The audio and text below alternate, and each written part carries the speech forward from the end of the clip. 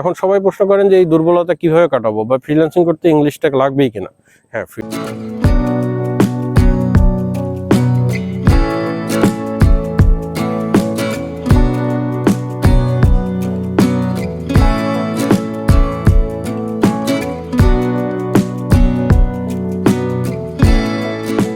Hello, আসসালামু আলাইকুম। আশা করি সবাই ভালো আছেন। কথা বলছি engineer Rashed, world of trade freelancer. আমার পেজে আপনারা রেগুলারলি মেসেজ করেন যে ফ্রিল্যান্সিং জানতে ইংলিশটা শেখা কতটুকু জরুরি।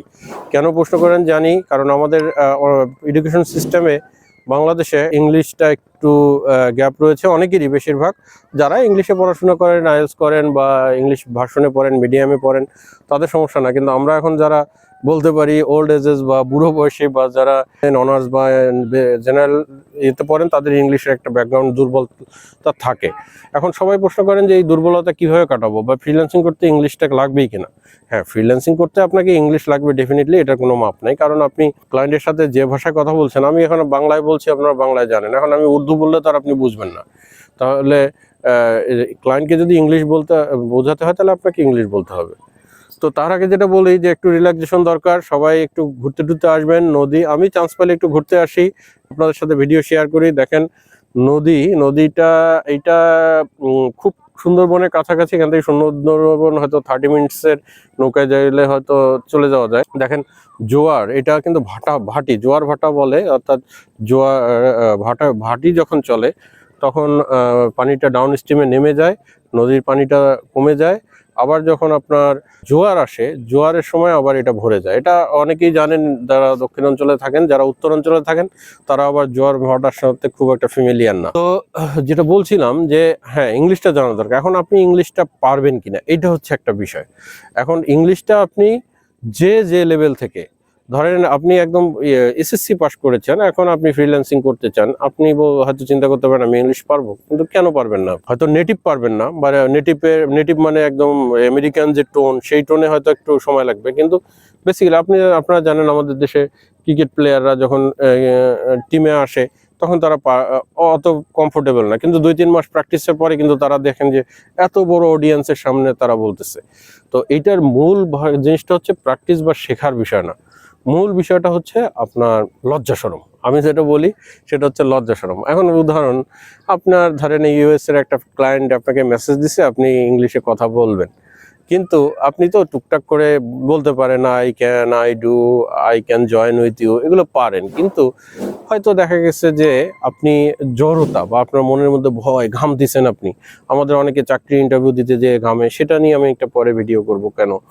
তো ইংলিশের যেটা ওই একই কারণে যে এখানে দুইটা জিনিস, একটা হচ্ছে ক্লায়েন্টের সামনে আমি কি বলবো ভয়, আর একটা হচ্ছে আমার সারাউন্ডিং আশেপাশে যারা থাকে। ধরেন আপনার বাসায় ওয়াইফ আছে, আপনার বাসায় রিলেটিভ আছে, আপনার ভাই আছে, বোন আছে, আপনার কথা এইটা শুনে সে হয়তো আপনি চিন্তা করবেন আল্লাহ আমি বলতে পারতেছি না, পাশ থেকে হাসতেছে।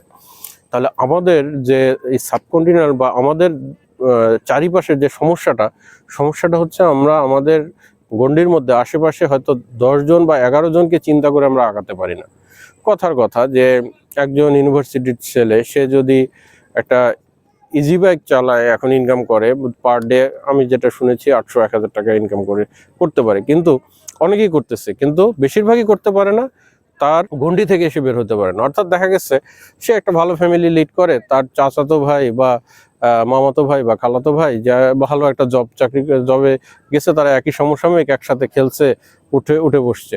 এখন সে চিন্তা করে আমি যদি এটা করতে যাই, আমার ওই চাচাতো ভাই কি বলবে, আমার ওই চাচা সে আমার বাবাকে বলবে হ্যাঁ তোমার ছেলে এখন ইজি বাইক চালাচ্ছে। এইটা নিয়ে যে আপনার যে একটা ইন্টেনশন, এই ইন্টেনশনের জন্য আপনি আপনার ঘোর থেকে বের হতে পারেন না। তো এই ঘোর থেকে বের হতে গেলে আপনাকে কিন্তু ওই জিনিসটা মাথায় আউট করতে হবে। কারণ ওই 12-14 জনকে যে চিন্তা করতেছেন, হয়তো 4 জন বন্ধু, 4 জন আত্মীয়, বাসার 2-4 জন, এই সব মিলে হয়তো 10-12 জনের বেশি হবে না।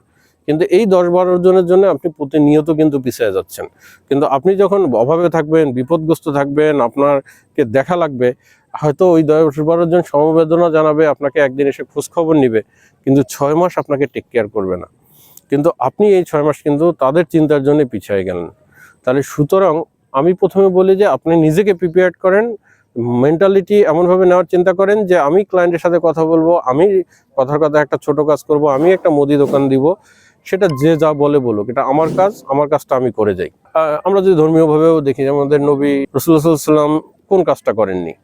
তো সে তো সর্বশ্রেষ্ঠ মহামানব, তাহলে সেখানে আমরা কেন একজন আরেকজনের দিকে তাকায় আমরা পিছিয়ে যাই শুধুমাত্র আমাদের মান, ইজ্জত, লজ্জা, শরম এইসব চিন্তা করে। তো সেখান থেকে আপনারা বের হয়ে আসেন। বের হয়ে আসার পর এই জায়গাটা যদি ফিক্স করতে পারেন, পরে ইংলিশ শেখাটা আপনার 1 মাস, বা আপনার যে কোনো জিনিস শেখাটা 1 মাস আপনি প্র্যাকটিস করেন। ওই ভয়টাকে দূর করে ফেলেন। আজকে ক্লায়েন্টের সাথে 5টা মিনিট কথা বলেন। কথা বললে হয়তো আপনি 3 মিনিট জড়তায় আটকাবেন বা 4 মিনিট জড়তায় আটকাবেন, 10টা বললে 8টা ভুল হবে। আপনার ভয় নাই, আপনার এটা প্র্যাকটিস হলো। পরের দিন কথা বলেন, তাহলে হয়তো আপনি তখন 5টা ভুল হবে, 5টা ঠিক হবে। এইভাবে বলতে বলতে আপনি যখন লজ্জা শরম বা ভয় পাবেন না, তখন আপনি দেখবেন যে 1 মাস পর এটা ইজিলি এখান থেকে বের হয়ে আসবেন। তো সেটা not only for English language, not only for your English barrier, it is everything barrier for your dizziness, your, এটাকে বলি যে রিলেটিভ ভাইরাস, আমি বলি এটাকে রিলেটিভ ভাইরাস। তো এই রিলেটিভ ভাইরাস থেকে যদি বের হয়ে আসতে পারি আমরা, মানে তাহলে আমাদেরকে, কারণ আপনি, যেটা আমি রিলেটিভ ভাইরাস কেন বলছি, অন্যরা হয়তো অন্যভাবে নেবেন। আপনি ঢাকায় এসে একটা মুদি দোকান দিবেন, আপনাকে কেউ চেনে না চিটাগাঙে, সে কিন্তু আপনাকে ডমিনেট করতেছে না, বা তাকে চিন্তা করে আপনি ভয় পাচ্ছেন না। আপনি ওই ঘুরে পেঁচে ওই কয়েকজনকেই ভয় পাচ্ছেন, চাচাতো ভাই, খালাতো ভাই, শ্বশুর বাড়ির লোকজন, নিজের আত্মীয় স্বজন, নিজের বাবা মা, নিজের ভাই বোন। তো এই জায়গা থেকে, এই গণ্ডি থেকে যদি বের হয়ে আসতে পারেন ভালো কাজের জন্য, তাহলে আপনি দেখবেন যে you will be more capable. আর আমাদের আরেকটা সমস্যা, যে আমরা সবাই গভর্নমেন্ট জবের জন্য চিন্তা করে থাকি। একদম ইন্টারমিডিয়েট পড়ার পর থেকে আমরা ইউনিভার্সিটি লেভেলে যাওয়ার পরে আমাদের চিন্তা হয় যে বের হয়ে আমরা একটা গভর্নমেন্ট জব করব। করেন, সেটা কোনো দোষের না, সেটা করাই উচিত। কিন্তু একটা গভর্নমেন্টের তো ক্যাপাবিলিটি আছে। 10 লাখ বের হলে তো 10 লাখকে 1 বছরে ভালো মানের গভর্নমেন্ট জব গভর্নমেন্ট দিতে পারবে না। তো আপনারা প্যারালালি অন্য কিছু করার চেষ্টা করেন, গভর্নমেন্ট জবের নেশা থেকে বের হয়ে আসেন, নিজেকে স্কিল আপ করেন, দক্ষ করেন, প্যারালালি আপনি গভর্নমেন্ট জবের চেষ্টা করেন। এখন আপনি গভর্নমেন্ট জবের জন্য বসে আছেন, আমি নিজেও দেখেছি যে হাইলি এক্সপিরিয়েন্স বা হাইলি গ্রাজুয়েট বিভিন্ন জায়গা থেকে আসে, গভর্নমেন্ট জবের জন্য বাসায় বসে আছে।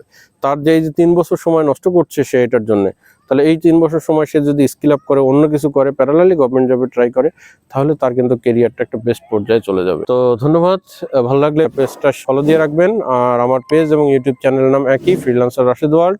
আমি ওয়ার্ল্ড অপারেটেড ফ্রিল্যান্সার এবং কনস্ট্রাকশন ম্যানেজার জব করছি। এখান থেকে আমি ইউএসএতে অ্যাজ এ কনস্ট্রাকশন ম্যানেজার হিসাবে, ভার্চুয়ালি, অর্থাৎ রিমোট। এছাড়া পুরো ইউএসএতে কনস্ট্রাকশনের সাথে আমি লাস্ট 10 বছর জড়িত। এছাড়া আমি আপনাদের স্কিল ডেভেলপমেন্টের জন্য, বাংলাদেশের স্কিল ডেভেলপমেন্টের জন্য ফ্রিল্যান্সিং কোর্স এবং বাকি বিভিন্ন জিনিসের সাথে জড়িত। বিস্তারিত জানতে আমার পেজ ফলো দিয়ে অ্যাক্টিভ থাকবেন। ধন্যবাদ সবাইকে। আসসালামু আলাইকুম।